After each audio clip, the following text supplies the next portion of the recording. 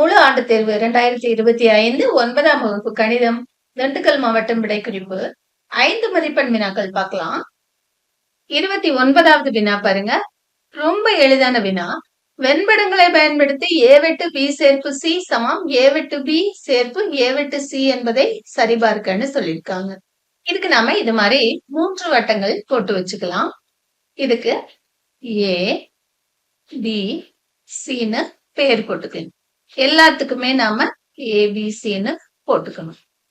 First நம்ம பார்க்க போறது பி சேர்ப்பு சி. பி சேர்ப்பு சி. பியவும் சியவும் சேர்த்து நாம ஷேட் பண்ண போறோம். பாருங்க, இது மாதிரி நம்ம ஷேட் பண்ணிக்குவோம். அடுத்து நாம ஏ வெட்டு பி சேர்ப்பு சி.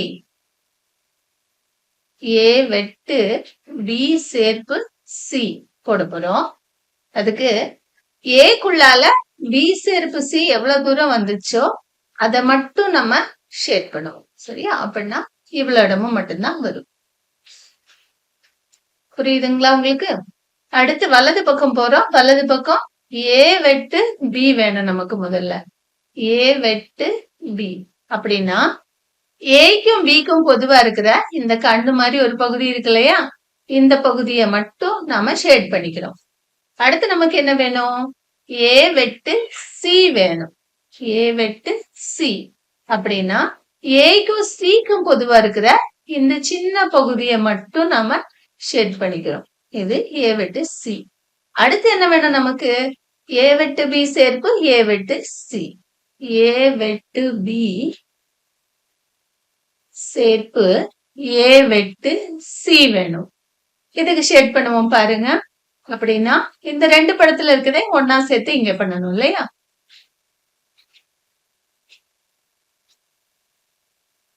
இந்த பகுதி பாருங்க. இப்ப இந்த படத்தை நம்ம ஒண்ணுன்னு எடுத்துக்கிட்டோம்னா இந்த படத்தை ரெண்டுன்னு எடுத்துக்குங்க. ஏன்னா இது இடது பக்கம் இருக்கிறதோட படம், இது வலது பக்கம் இருக்கிறதோட படம், ரெண்டும் ஒரே மாதிரி இருக்கு. அதனால நாம என்ன நிரூபிச்சிருக்கோம் அப்படின்னா ஏ வெட்டு பி சேர்ப்பு சி சமம் ஏ வெட்டு பி சேர்ப்பு ஏ வெட்டு சின்னு நிரூபிச்சிருக்கோம். 30வது வினா. ஒரு வகுப்பில் உள்ள அனைத்து மாணவர்களும் இசை அல்லது நாடகம் அல்லது இரண்டிலும் பங்கேற்கிறார்கள். 25 மாணவர்கள் இசையிலும் 30 மாணவர்கள் நாடகத்திலும் 8 மாணவர்கள் இசை மற்றும் நாடகம் இரண்டிலும் பங்கேற்கிறார்கள் எனில் முதல் வினா இசையில் மட்டும் பங்கேற்கும் மாணவர்களின் எண்ணிக்கை.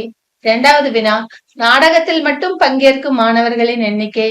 மூன்றாவது வினா வகுப்பில் உள்ள மொத்த மாணவர்களின் எண்ணிக்கையை காண்க. நாம இதுக்கு வெண்படம் போட்டுக்கலாம். இந்த முதல் வட்டத்தை நாம இசையில் பங்கேற்கும் மாணவர்கள் அப்படின்னு எடுத்துக்குவோம். இது இசை. இந்த வட்டம் நாடகம். நாடகத்தில் பங்கேற்கும் மாணவர்கள். கணக்குல சொல்லியிருக்காங்க இசையில் பங்கேற்கும் மாணவர்கள் 25 பேர் அப்படின்னு. அப்படின்னா இந்த வட்டத்துக்குள்ளால 25, இந்த வட்டம் ஃபுல்லும் 25. அதே போல 30 மாணவர்கள் நாடகத்துல, இந்த வட்டம் ஃபுல்லும் 30. இரண்டிலும் பங்கேற்பவர்கள் 8 பேர். 25ல 8 கழிச்சிங்கன்னா இங்க 17, 30ல 8 கழிச்சிங்கன்னா இங்க 22. இப்ப நாம வினாவுக்கு விடையளிக்க முயற்சி பண்ணுவோம். பாருங்க. முதல் வினா இசையில் மட்டும் பங்கேற்கும் மாணவர்கள். இசையில் மட்டும்னா இந்த இடம் மட்டும் பாருங்க. இவங்கதான் இசையில் மட்டும் பங்கேற்பவர்கள். அப்படின்னா எத்தனை பேரு? 17 பேர். அடுத்து நாடகத்தில் மட்டும் பங்கேற்கும் மாணவர்கள். இவங்கதான் நாடகத்தில் மட்டும் பங்கேற்கும் மாணவர்கள். அப்ப இதுல எத்தனை பேர் இருக்காங்க பாருங்க? 22 பேர் இருக்காங்க. 22. வகுப்பில் உள்ள மொத்த மாணவர்கள்னா இதெல்லாத்தையும் கூட்டிக்கணும். எதெல்லாம் கூட்டுவீங்க? 17, ஒரு 8, 22. 22 8 30, 30 17, 47 மாணவர்கள் வகுப்பில் இருக்கிறார்கள். 31வது வினா சுருக்குக. 2 cube root of 40 plus 3 cube root of 625 minus 4 cube root of 320. இதை சுருக்குறதா. முதல்ல 40 எடுத்துக்குவோம். 40க்கு தானா வகுத்தல் போடுவோம். 2, 20, 2, 10, 2, 5. 3 2க்கு ஒரு 2 வெளியே எடுத்துக்கலாம். ஏற்கனவே வெளியே ஒரு 2 இருக்கு. பெருக்கல் 2 √5 பிளஸ் இங்க 3 வெளியே இருக்கு. 625க்கு தானா வகுத்தல் போடுவோம். 5, 125, திருப்பி 5, 25, 5, 5. 3 5க்கு ஒரு 5 வெளியே எடுத்துக்குங்க. உள்ள ஒரு 5 மைனஸ் 4 வெளியே இருக்கு. 320க்கு தானா வகுத்தல் போடுங்க. 2, 160, 2, 80. திருப்பி 2 போடுவோம்.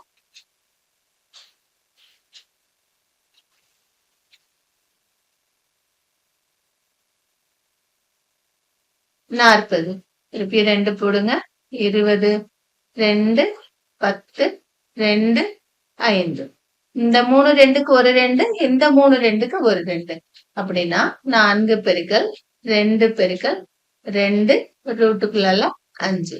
சிம்பிளிஃபை பண்ணுங்க. 2 2 4 √5 பிளஸ் 3 15 √5 மைனஸ் 4 2 8 8 2 16 √5. 15 4 19, 19ல 16 கழிச்சீங்கன்னா 3/5 நமக்கு விடையா கிடைச்சிருக்கு. 32வது வினா பாருங்க. தொகுமுறை வகுத்தலை பயன்படுத்தி காரணிப்படுத்துக. 2x³ minus 3x² minus 3x plus 2. இதனுடைய கெழுக்களை எடுத்து எழுதுங்க. 2 மைனஸ் 3 மைனஸ் 3 2. பாருங்க, இங்க கூட்டினீங்கன்னா -1, இங்க கூட்டினீங்கன்னா -1. ஒன்று விட்டு ஒன்று கூட்டும் போது சமமா இருந்துச்சுன்னா இங்க -1. 2 இறக்கிக்குங்க. ஒரு 2 2 -2. இங்க -5. ஒரு 5 5 மைனஸ் இன்டு மைனஸ் பிளஸ் 5ல 3 கழிச்சுங்கன்னா 2. -1 இன்டு 2 -2. இங்க என்ன வரும்? 0. இப்ப பாருங்க, 2 -5 2. 2 போட்டு போட்டு பார்க்கலாம். 2 2 2 4 -1 -2 0. ஆன்சர் எழுதலாம். காரணிகள் இங்க மைனஸ்ல இருந்தா இங்க பிளஸ்ல x பிளஸ் 1, இங்க பிளஸ்ல இருந்தா இங்க மைனஸ்ல x -2. இங்க இருக்கிறத எப்படி எழுதணும்? இது 2x -1ன்னு எழுதணும். 33வது வினா. குறுக்கு பெருக்கலை பயன்படுத்தி தீர்வு காண்க. முதல்ல கொடுத்திருக்க சமன்பாடு எடுத்து எழுதுவோம். 3x - 4y சமம் 10ன்னு இருக்கு. நம்ம -10 = 0ன்னு போடுவோம். அடுத்த சமன்பாடு 4x + 3y = 5ன்னு இருக்கு. நாம -5 = 0ன்னு எழுதிக்கலாம். குறுக்கு பெருக்கலுக்கு முதல் சமன்பாட்டோட கெழுக்கள் எழுதுங்க. 3 -4 -10. திருப்பி அதை எழுதுங்க. 3 -4 -10. இரண்டாவது சமன்பாடு 4 3 -5 4 3 -5. எங்க அடிச்சிருங்க, எங்க அடிச்சிருங்க. பெருக்குங்க. x by மேல இருந்து கீழே 4 5 20. கீழ இருந்து மேல பெருக்கும் போது இங்க மைனஸ் போட்டுக்கணும். 3 10 30 -30 சமம் y by இங்க பெருக்குங்க.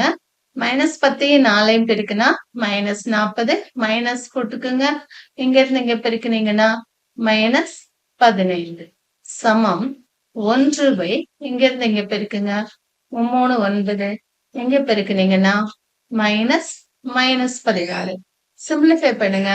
x by 20 இது பிளஸ் 30 50 சமம் y by -40 பிளஸ் 15 -25 சமம் 1 by 9 plus 16 25.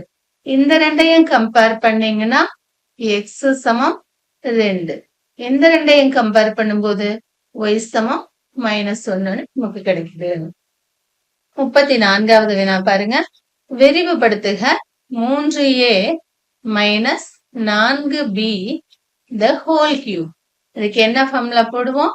a minus b the whole cube formula போடுவோம். ஃபார்முலா படி a cube minus 3 a square b plus 3 a b square minus b cube. Apply பண்ணுங்க.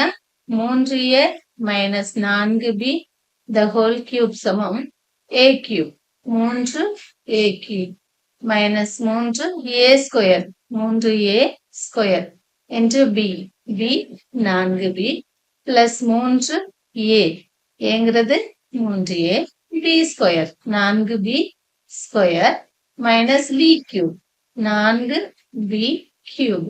Simplification 3 cube 27 a cube minus 3 into 9 a square into 4b plus 3 9 a into 4 16 b square minus 4 cube 64 b cube. Simplify பண்ணுவோம். 27 a cube minus 9 27 4 27 105 a square b plus இங்க 9 16 144 a b square minus 64 b cube. 35வது வினா. நாற்கரம் ABCDயில் a சமம் 72 degree மற்றும் c ஆனது a இன் மிகை நிரப்பி மற்றும் மற்ற இரு கோணங்கள் 2x மைனஸ் 10 டிகிரி மற்றும் x பிளஸ் 4 டிகிரி எனில் x இன் மதிப்பையும் அனைத்து கோண அளவுகளையும் காண்க. நாம இதுக்கு படம் வரைஞ்சுக்குவோம். பாருங்க, இது ஒரு நாற்கரம். இதுக்கு நாம நேம் கொடுத்துக்கலாம். இது A B C D. A 72 டிகிரின்னு சொல்லியிருக்காங்க. இது 72 டிகிரி.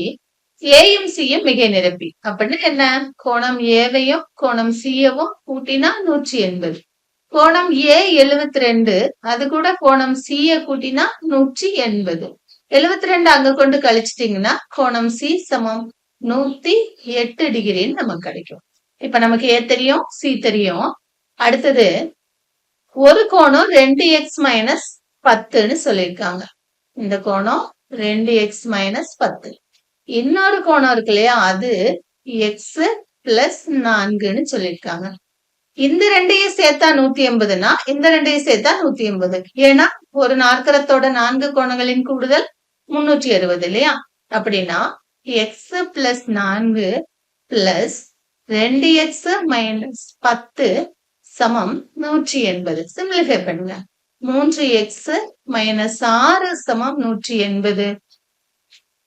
6 அந்த பக்கம் கொண்டு போங்க. 3x சமம் 186. x சமம் 3ஆல் வகுத்துருங்க, 62. அப்படின்னா கோணம் B என்ன? கோணம் B எப்படி கிடைக்கும்? 2x minus 10. 62 2ஆல் பெருக்குங்க, 124. 10 கழிச்சிருங்க, 114. அடுத்து கோணம் D எப்படி கிடைக்கும்னா x கூட 4 கூட்டிக்குங்க. 62 கூட 4 கூட்டினீங்கன்னா 66 டிகிரி. 144 degree 66 degree.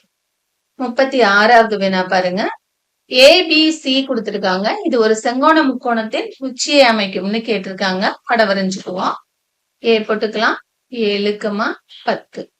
இங்க B போட்டுக்குங்க. மைனஸ் 2, 5. C போட்டுக்கலாம். 3, மைனஸ் 4. நாம AB, BC, AC கண்டுபிடிப்போம். AB முதல்ல தொலைவு ஃபார்முலா எழுதிக்கணும். தொலைவு ஃபார்முலா என்னன்னா x2 minus x1 the whole square plus y2 minus y1 the whole square. அப்படின்னா AB சமம் ரூட் ஆஃப் x2. x2ங்கிறது நீங்க எதை வேணாலும் x1 x2ன்னு எடுத்துக்கலாம். 7 minus of minus 2 the whole square plus y2 minus y1. 10 minus 5 the whole square. Simplify பண்ணுங்க. Simplify பண்ணுவோம். 7 பிளஸ் 2 9 ஸ்கொயர் 81. 10 minus 5 5 square 25. 81 25 கூட்டிக்குங்க, 106. Root of 106. AB கண்டுபிடிச்சிருக்கோம். BC கண்டுபிடிப்போம். Root of x2 minus x1 minus 2 minus 3 the whole square plus 5 minus of -4 the whole square. Simplify பண்ணுங்க. -2 -3 5. 5 square 25 plus 5 plus 4 9. 9 square 81 கூட்டினீங்கன்னா root of 106. AC கண்டுபிடிப்போம். AC சமம் root of அதேதான் x2 - x1 இல்லையா? அப்படின்னா 7 -3 the whole square plus 10 minus of -4 the whole square. 7 -3 4 square 10 plus 4 14 square. 4 square 16 14 square 196. கூட்டுனீங்கன்னா உங்களுக்கு என்ன கிடைக்கும்? 6 6 12க்கு 2 மிச்சம் 1 11 11க்கு 1 2 212 உங்களுக்கு கிடைக்கும். செங்கோண முக்கோணமா இருந்தா பிதாகரஸ் தேற்றம் அப்ளை பண்ண முடியும் இல்லையா? அப்படின்னா கர்ணம் ஸ்கொயர் சமம் பக்கம் ஸ்கொயர் பிளஸ் பக்கம் ஸ்கொயர். பெரிய பக்கத்தை ஸ்கொயர் பண்ணி பாருங்க. ஏசி ஸ்கொயர் எவ்வளவுனா 212. மீதி இருக்க ரெண்டு பக்கத்தையும் ஸ்கொயர் பண்ணி கூட்டுவோம்.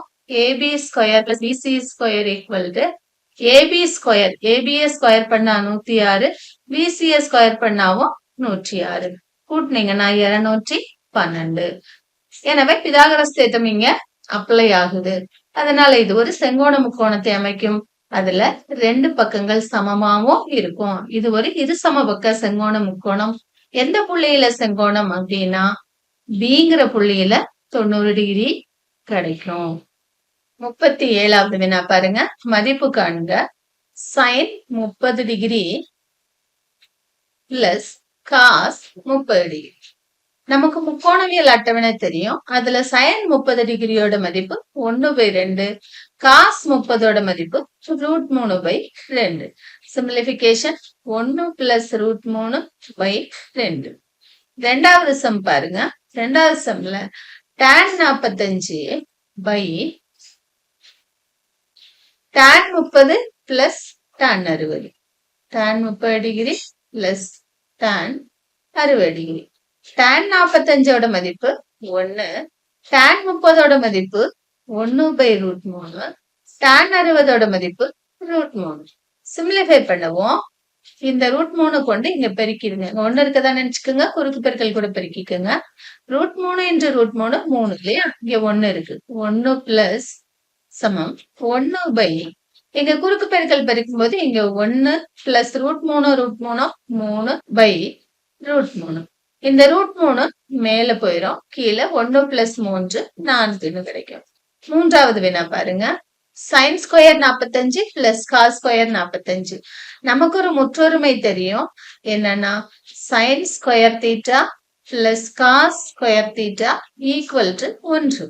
அப்படின்னா தீட்டால நீங்க என்ன இருந்தாலும் sine square 45 plus cos square 45 equal to கண்டிப்பா 1. 38வது வினா. ஒரு முக்கோண வடிவ நிலத்தின் பக்கங்கள் முறையே 32, 120, 122 மீட்டர் எனில் வயலின் பரப்பளவை காண்க. மேலும் வயலை சமப்படுத்த ஒரு சதுர மீட்டருக்கு ரூ. 20 செலவாகும் எனில் வயலை சமப்படுத்த ஆகும் மொத்த செலவை காண்க. நாம ஒரு முக்கோணம் போட்டுக்கலாம். இந்த முக்கோணத்துடைய பக்கங்கள், இந்த பக்கத்தை ஏன்னு வச்சுக்குவோம். ஏ சமம் 22 மீட்டர். இத பின்னு எடுத்துக்கலாம். இது 120 மீட்டர். இந்த பக்கத்தை சீன்னு எடுத்துக்குங்க. 122 மீட்டர். இதுக்கு நாம ஹெரான் சூத்திரம் போட போறோம். அப்படின்னு அரை சுற்றளவு கண்டுபிடிப்போம். அரை சுற்றளவு a plus b plus c by 2. a 22 plus b 120 plus c 122 by 2. கூட்டுனீங்கன்னா 242, 264, 264 பை 2 அடிச்சிங்கன்னா 132. ஹெரான் சூத்திரம் எழுதிக்கலாம். முக்கோணத்தின் பரப்பளவு சமம் root of s into s minus a into s minus b into s minus c. நமக்கு தெரியும் sங்கிறது 132. s minus a. s minus a னா 132ல இருந்து a 22 கழிச்சிடுவோம். அப்படின்னா 132 minus 22. s minus b 132 minus 120. S minus C 132 minus 122 simplify பண்ணுவோம். சமம் 132 பெருக்கல் 132ல 22 கழிச்சீங்கன்னா 110 பெருக்கல் 132ல 120 கழிச்சீங்கன்னா 12 பெருக்கல் 132ல 122 கழிச்சீங்கன்னா 10. இதுக்கெல்லாம் ரூட் இருக்கு. சமம் 132 11 பெருக்கல் 12ன்னு பிரிச்சுக்குங்க. 110 11 பெருக்கல் 10ன்னு பிரிச்சுக்குங்க. பெருக்கல் 12 பெருக்கல் 10 ரூட் ஆஃப் 2 தடவை இருந்தா ஒரு தடவை வெளியே எடுத்துக்கலாம் இல்லையா? இப்ப சமம் 11 பெருக்கல் 12 பெருக்கல் 10. 11க்கு 12 132 0 எடுத்து போட்டுக்குங்க. 1320 சதுர மீட்டர். கணக்குல சொல்லியிருக்காங்க ஒரு சதுர மீட்டருக்கு என்ன செலவு அப்படின்னு. ஒரு சதுர மீட்டருக்கு செலவு ரூ. 20. நமக்கு அந்த வயல் எவ்வளவு சதுர மீட்டர்? 1320 சதுர மீட்டர். அதுக்காக கூடிய செலவு என்ன அப்படின்னா 1320 20ஆல பெருக்கிக்குங்க. 2ஆல பெருக்குங்க. 2 0 0 2 2 4 2 3 6 1 2 2 ஒரு 0 எடுத்து போட்டுக்கணும். அப்படின்னா என்ன கிடைக்குது? 26,400 ரூபாய் செலவாகுது. 39வது கணக்கு பார்க்கலாம். ஒரு கனசெவ்வகத்தின் நீளம் மற்றும் அகலம் மற்றும் உயரத்தின் விகிதம் 7:5:2 என்க. அதன் கன அளவு கொடுத்திருக்காங்க. அதன் பக்க அளவு கேட்டிருக்காங்க. நாம ஒரு கனசெவ்வகம் வரைச்சுக்கலாம். இதனுடைய நீளம் 7:5:2 இல்லையா? அதை நம்ம எப்படி எடுத்துக்கணும் அப்படின்னா அதனுடைய நீளத்தை 7x எடுத்துக்கணும், அகலத்தை 5x எடுத்துக்கணும், உயரத்தை 2x எடுத்துக்கணும். நமக்கு தெரியும் கனசெவ்வகத்தின் கன அளவு L பெருக்கல் B பெருக்கல் H. அததான் எவ்வளவுன்னு கொடுத்திருக்காங்கன்னா 35,840 சென்டிமீட்டர் கியூப்னு கொடுத்திருக்காங்க. இதுல Lங்கிறது 7x, Bங்கிறது 5x, Hங்கிறது 2x சமம் 35,840. இந்த x எல்லாம் பெருக்குனீங்கன்னா x கியூப் சமம் 35,840 7 5 2ஆல வகுக்கிறீங்க. அதாவது அந்த பக்கம் இருக்கிறதெல்லாம் இங்க கொண்டு வந்துட்டீங்க. 2வது வாய்ப்பாட்டுக்கு அடிச்சுக்கன்னா 1 7 9 2 2 4 0. 5வது வாய்ப்பாட்டுக்கு அடிப்போம். 4 5 5 3 5 15 மீதி 2 29 5 25 8 5 40 மீதி 2 20 4. 7வது வாய்ப்பாட்டுக்கு அடிங்க. 4 7 7 35 1 7 2 14. அதாவது என்ன கிடைச்சிருக்குன்னா எக்ஸ் கியூப் சமம் 512ன்னு கிடைச்சிருக்கு. 512ங்கிறது 8ஓட கியூப். அப்படின்னா எக்ஸ் சமம் என்ன? 8. கணக்குல என்ன கேட்டிருக்காங்கன்னா பக்க அளவுகளை காண்க. பக்க அளவுகள் Lங்கிறது 7x 7 பெருக்கல் 8 7 8 56. Bங்கிறது 5x 5xனா 5 பெருக்கல் 8 8 40. Hங்கிறது 2x 2 பெருக்கல் 8 2 8 16. 40வது வினா பார்க்கலாம். கீழ்காணும் பரவலின் சராசரி 20.2 எனில் P யின் மதிப்பை காண்க. நாம இதுக்கு அட்டவணை போடுவோம் இல்லையா? இங்க x போட்டுக்குவோம், இங்க f போட்டுக்குவோம். xல அங்க என்ன கொடுத்திருக்காங்களோ அதை எழுதுங்க. 10 15 20 25 இங்க 30. fல 6 8 P 10 6. இங்க என்ன செய்வோம்னா இந்த ரெண்டையும் பெருக்கி எழுதுவோம் இல்லையா? பெருக்கி எழுதுனீங்கன்னா இங்க 60 இங்க 120 20 P இங்க 250. இத கூட்டினீங்கன்னா 100. இத பெருக்குனீங்கன்னா 180. இத கூட்டுவோம். இத கூட்டுங்க. 10 16 22 30 பிளஸ் P இங்க 60 180 180 180 360 560 610. 610 கூட்டல் 20 பி. நமக்கு சராசரிக்கு ஃபார்முலா தெரியும். என்ன ஃபார்முலா அப்படின்னா sigma F X by sigma F. சராசரி அவங்களே கொடுத்திருக்காங்க கணக்குல 20.2 அப்படின்னு.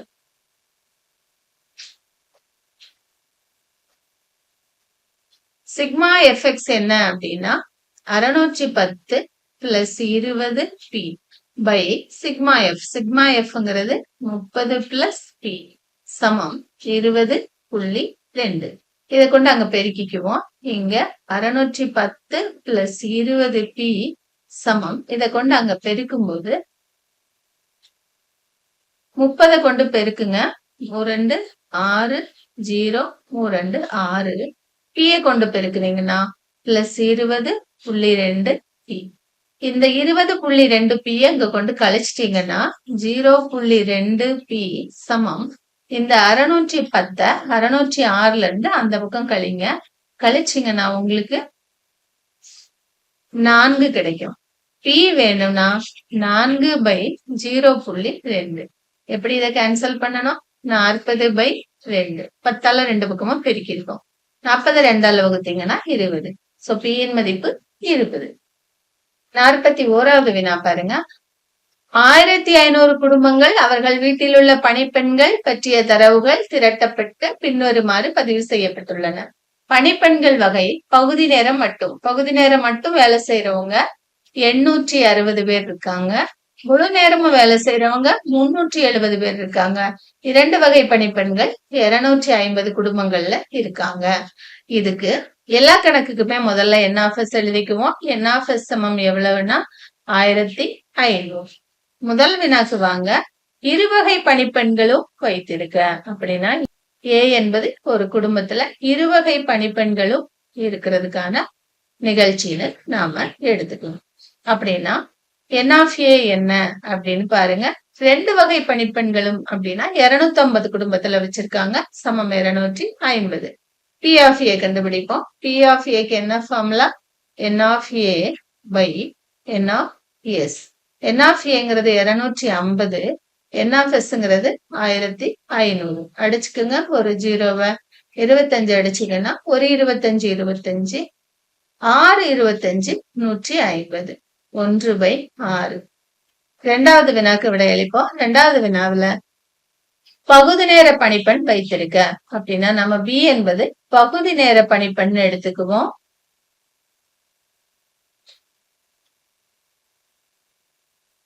பகுதி நேர பணிப்பெண்கள் எத்தனை பேர் வேலை செய்யறாங்க அப்படின்னு பாத்தீங்கன்னா 860 பேர் வேலை செய்யறாங்க. 860. N of P. P of P தான் நமக்கு வேணும். பி ஆஃப் பி ஃபார்முலா படி N of P by N of S. N of பிங்கிறது 860. என் ஆஃப் எஸ்ங்கிறது 1500. 0வை 0வோட அடிச்சுக்குங்க. 86 அடிச்சிங்கன்னா ரெண்டாவது வாய்ப்பாட்டுக்கு 43. 150 அடிச்சிங்கன்னா 75. 43/75. மூன்றாவது வினா பாருங்க. பணிப்பெண் வைத்திருக்காமல் இருக்க. அதுக்கு பணிப்பெண் வைத்திருக்கும் குடும்பங்களின் எண்ணிக்கைய நாம கண்டுபிடிப்போம். அப்ப இதெல்லாம் கூட்டணும் இல்லையா? எதெல்லாம் கூட்டணும்? 860 370 250 கூட்டினீங்கன்னா 0 11 7 18க்கு 8 மீதி 1 8 1 9 9 5 14. 1480 குடும்பத்துல பணிப்பெண் வச்சிருக்காங்க. பணிப்பெண் வைத்திருக்காமல் இருக்க நிகழ்தகவு தான் நம்மள கேட்டிருக்காங்க. பணிப்பெண் வைத்திருக்காமல் இருக்கும் நிகழ்ச்சியை நாம சீன்னு எடுத்துக்குவோம். அப்ப என்ஆர்சி என்னன்னு பாத்தீங்கன்னா 1500ல இருந்து 1480 கழிச்சிடணும். கழிச்சிங்கன்னா 20. பி ஆஃப் சி கேட்டிருக்காங்க. பி ஆஃப் சி சமம் N of C by N of S. N of C 20. N of S 1500. ஒரு 0 அடிச்சுக்குங்க. 1 2 75 2 150 சமம் 1/75 நமக்கு விடையா கிடைச்சிருக்கு. 42வது வினா பார்க்கலாம். கீழ்காண்பனவற்றிற்கு மீ போவா காண்க. 1வது வினா 16x cube y square 24x y cube z. இதோட மீ போவா கேட்டிருக்காங்க. மீ போவா வேணும்னா 16க்கும் 24க்கும் என்ன மீ போவா? ரெண்டுமே 8வது வாய்ப்பாட்டுல வரும் இல்லையா? 8 2 8 16 3 24 அதனால 8 மீ போவா. எக்ஸ்ன்னு பார்க்கும்போது மிக குறைந்த அடுக்கு எழுதணும். இங்க எக்ஸ். ஒய்ன்னு பார்க்கும்போது இந்த பக்கம் ஒய் ஸ்கொயர். இதுதான் மீ போவா. அதோட 2வது வினா பாருங்க. Y cube plus 1 Y cube minus 1 Y cube plus 1 Y square minus 1 Y cube plus 1 நாம ஒய் கியூப் பிளஸ் 1 கியூப்னு எழுதிக்கலாம். A cube plus B cube A plus B Y plus 1 A square minus AB plus B square. அடுத்து Y square minus 1 Y square minus 1 ஸ்கொயர்னு எழுதிக்கலாம். A square minus B square formula இங்க apply பண்ணுவோம். ஏ square minus B ஸ்கொயருக்கு என்ன formula அப்படின்னா A plus B into A minus B Y plus 1 into Y minus 1. இப்ப நாம இந்த ரெண்டுக்கும் மீ போவா எழுதலாம். மீ போவானா பொதுவா இருக்கிறது எழுதணும். பொதுவா இருக்கிறது என்ன அப்படின்னா ஒய் பிளஸ் 1 மீ போவா ஒய் பிளஸ் 1. 3வது வினா பாருங்க. 3வது வினால என்ன இருக்குன்னு முதல்ல பாருங்க. a minus b the whole square b minus c the whole square c minus a the whole square. இதுல எதுவுமே பொதுவா இல்லை. நீங்க என்னதான் விரிச்சு எழுதினாலும் பொதுவா எதுவுமே கிடைக்காது. அதனால மீ போவா சமம் 1.